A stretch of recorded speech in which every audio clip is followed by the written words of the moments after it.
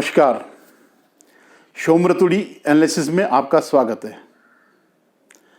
आज मैं आपके सामने विमर्श करने आया हूं जो 3-4 दिन से दिल्ली के जो बीजेपी के नेता और प्रवक्ता तजिंदर पाल सिंह बग्गा की गिरफ्तारी का हाई वोल्टेज जो ड्रामा हुआ यह अभी भी चल रहा है और उसके पीछे दिल्ली के मुख्यमंत्री अरविंद केजरीवाल जी की रणनीति क्या है।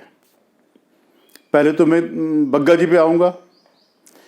बग्गा जी ने से इनकी नाराज़गी क्या है आम आदमी पार्टी की, उसकी शुरुआत कहाँ से हुई।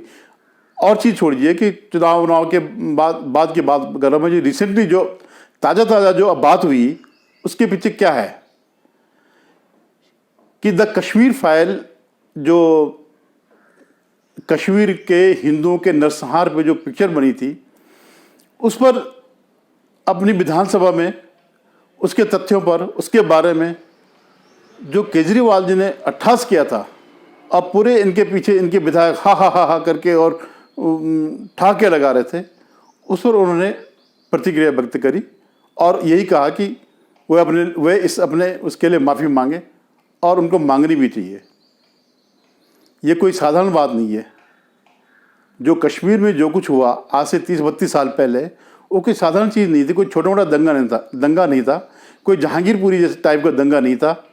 ये प्रॉपर एक सुनियोजित षड्यंत्र था राज्यों का, राज्य सरकारों का, केंद्र सरकार का, तत्कालीन केंद्र सरकार का, हिंदुओं का नरसंहार करने की। तो इस पर जो इनका अमानवीय अट्ठास था, उस पर तजिंदर पाल सिंह बग्गा ने प्रतिक्रिया दी, केजरीवाल जी को कोसा और ज़रूरी भी था। इसके अलावा जो इनके जो नेता लोग आरोप लगा रहे हैं कि इन्होंने साहब ऐसे ट्वीट किए, सोशल मीडिया में ऐसी बातें करें जिससे कि पंजाब का सांप्रदायिक सौहार्द बिगड़ जाएगा। अब देखिए इनका पाखंड। पटियाला में काली मंदिर पर खुलेआम तलवारें लहराई गई, तोड़फोड़ की गई। तो ये सौहार्द तो आपके राज्य में टूटा ना, या बग्गा के कहने पे ये सब हुआ। इस पर आप दो शब्द नहीं बोलेंगे। आज तक कभी हुआ नहीं। आतंकवाद का दौर पंजाब में पहले भी रहा, लेकिन इस काली मंदिर जैसी जगह पर, जो कि जहाँ की तलवार खुद गुरु जी ने वहाँ भेंट करी थी, उसमें ऐसा अराजकता हुई, ऐसी घटना हुई, तो आपके राज्य में हुई क्यों हुई, इस पर मंथन करिएगा। और जहाँ तक राजनीति में बोलचाल की बात है, जो कटाक्ष की बातें हैं, तो उसमें तो ये मास्टर हैं आम आदमी पार्टी वाले। इनके नेता अरविंद केजरीवाल जी क्या कह चुके हैं मोदी जी को कि साइकोपाथ, कि कावर्ड। और तो और उन्होंने यूट्यूब पर एक वीडियो डाला था कि मोदी मेरा मर्डर करा देगा। तो जिस हिसाब से इन्होंने कार्यवाही करी, उस हिसाब से तो इनको भी जेल जाना चाहिए था, लेकिन किसी ने ध्यान नहीं दिया। और ये लोग तो, ये पार्टी तो हमेशा ही इस तरह के काम में लगी रहती है। हिंदुस्तान का कोई ऐसा नेता नहीं होगा जिस पर केजरीवाल ने आरोप नहीं लगाए होंगे, और कोई ऐसा नहीं है जिससे माफ़ी नहीं मांगी होगी। तो तुम्हारा तो भाई ये कल्चर में है, इस तरह की जो बातें करना, इस तरह के उटपटांग बातें करना, बेसिर पैर की बातें करना, बगैर किसी सबूत की बातें करना, वो आपके कल्चर में है। तो आप इस ढंग से इतनी सी बात को लेकर के पंजाब से पुलिस भेज रहे हैं बगैर किसी को सूचना दिए हुए, और दबिश वो कर रहे हैं जैसे कोई किसी आतंकवादी को पकड़ने के लिए 15-20 पुलिस की फौज भेजी जाती है, पुलिस का ट्रुप भेजा जाता। ऐसा बग्गा के खिलाफ इन्होंने किया।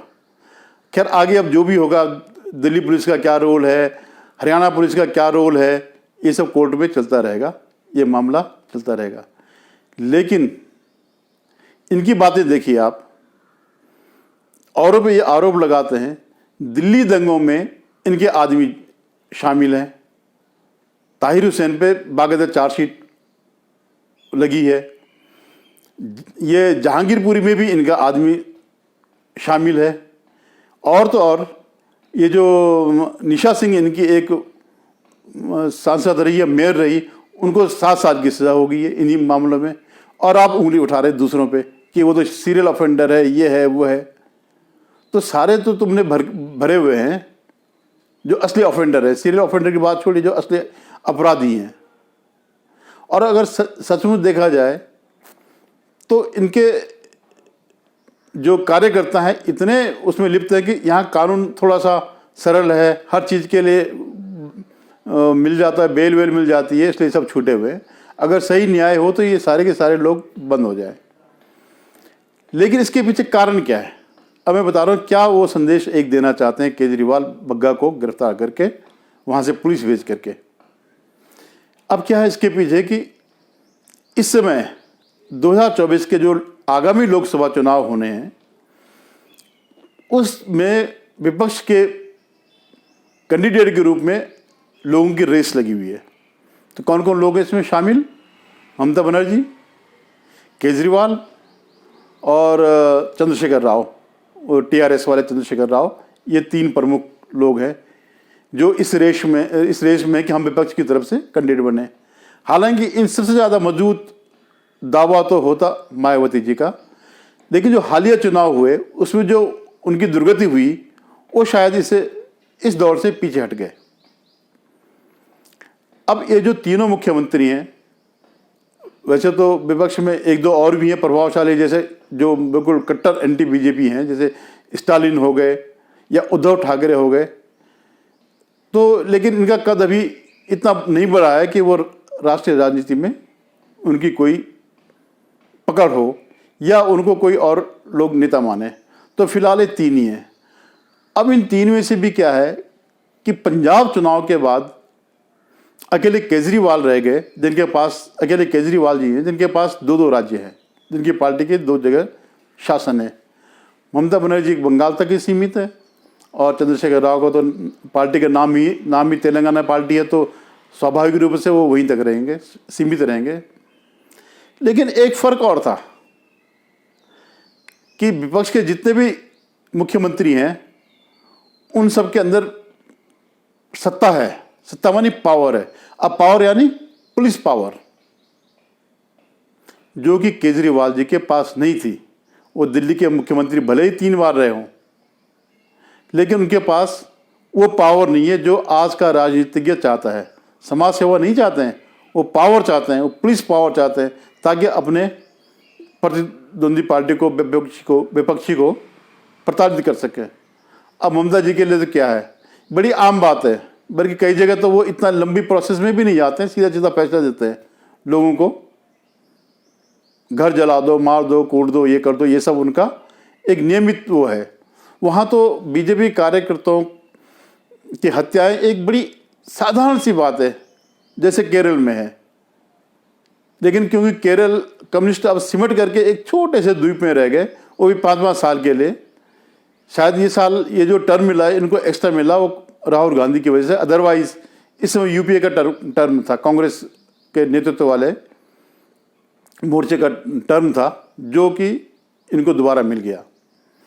तो फ़र्क क्या है कि और मुख्यमंत्रियों के पास क्या है, जैसे दीवार में आपने सुना होगा मेरे पास बंगला है, गाड़ी है, बैंक बैलेंस है, ये है, सब कुछ है, तुम्हारे पास क्या है? तो शशि कपूर कहते हैं कि मेरे पास माँ है। तो बाकियों के पास तो माँ भी है, लेकिन केजरीवाल जी के पास पावर नहीं थी, यानी वो माँ नहीं थी। अब आज वे कैसे थे, मेरे पास माँ भी है, अब मैं दिखा सकता हूँ मैं किस तरह सत्ता का दुरुपयोग कर सकता हूँ, मैं किस तरह लोगों को प्रताड़ित कर सकता हूँ। मैं आपको बताता हूँ कि पंजाब की क्या स्थिति है।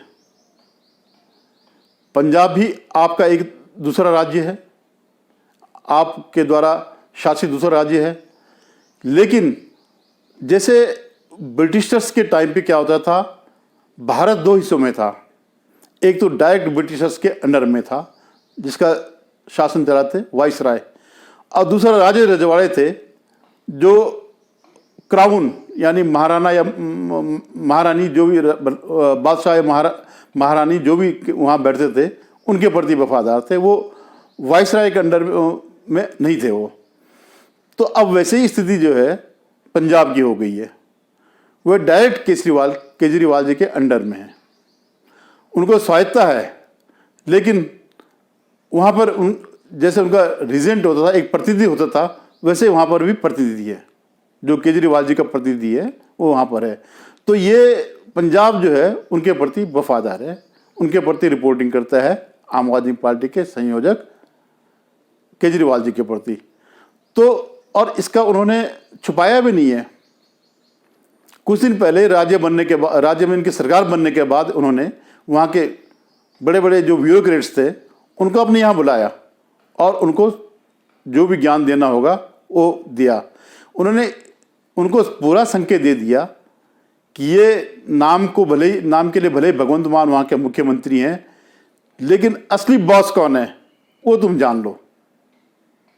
तो इस ढंग से, जिस ढंग से पुलिस पार्टी आई तो उसी मानसिकता में आई कि हमारे बॉस का आदेश है, हमें किसी भी तरह बग्गा को उठा के लाना है। तो अब वो केजरीवाल जी देश को संदेश देना चाहते हैं कि आप सिर्फ ये मत समझिए कि ममता ही बीजेपी वालों को प्रताड़ित कर सकती है, या उद्धव ठाकरे ही कर सकते हैं, या विजय पेरिया नहीं कर सकते हैं। मैं भी अब सत्ता वाला होगा, मेरे पास भी पावर आ गई है, मैं भी उसी तरह ये सब कर सकता हूँ जो ये लोग करते हैं। तो ये वो एक संदेश देना चाहते हैं कि अब मुझे सीरियसली लो, विपक्ष के कैंडिडेट के रूप में सीरियसली लो। हालांकि आज भी वोटों की दृष्टि से, प्रभाव की दृष्टि से बीजेपी के बाद सबसे बड़ी पार्टी कांग्रेस ही है, लेकिन राहुल गांधी के नेतृत्व से लगता नहीं है कि कांग्रेस आगे कभी सत्ता में आ सकती है, या वो अगर वो यथास्थिति भी कायम कर सके तो बहुत बड़ी बात होगी। और इस बात को कांग्रेस के अंदर के लोग भी और जो इनका समर्थक लेफ्ट लिबरल गैंग जो है वो भी इस बात को समझ चुका है कि अब राहुल गांधी पे दांव लगाना बेकार है, किसी दूसरे विकल्प की तलाश की जाए। तो उस विकल्प के लिए केजरीवाल जी ये सब कर रहे हैं, अपनी सत्ता दिखा रहे हैं, अपना कठोर पंजा जो है दिखा रहे हैं कि मैं भी किसी से कम नहीं हूं, आप मुझे मानो। अब दूसरी बात एक और भी है, दिल्ली में तो जितना भी अल्पसंख्यक वोट है वो तो सब केजरीवाल को चले गया, थोक के भाव गया, और उनके पास सब कोई विकल्प नहीं है। तो अब केजरीवाल जी ने क्या कर दिया कि उन्होंने बीजेपी की, विशेषकर मोदी जी को नकल करना शुरू कर दिया। जो केजरीवाल सेना से सबूत मांगते थे स्ट्राइक का, सर्जिकल स्ट्राइक का, आज वो राष्ट्र प्रेम की बात कर रहे हैं, सैनिकों की बात कर रहे हैं, तिरंगा यात्रा की बात कर रहे हैं, और सैनिक स्कूल खोलने की बात कर रहे हैं। तो आप सोचिए कितना पाखंड आ गया है।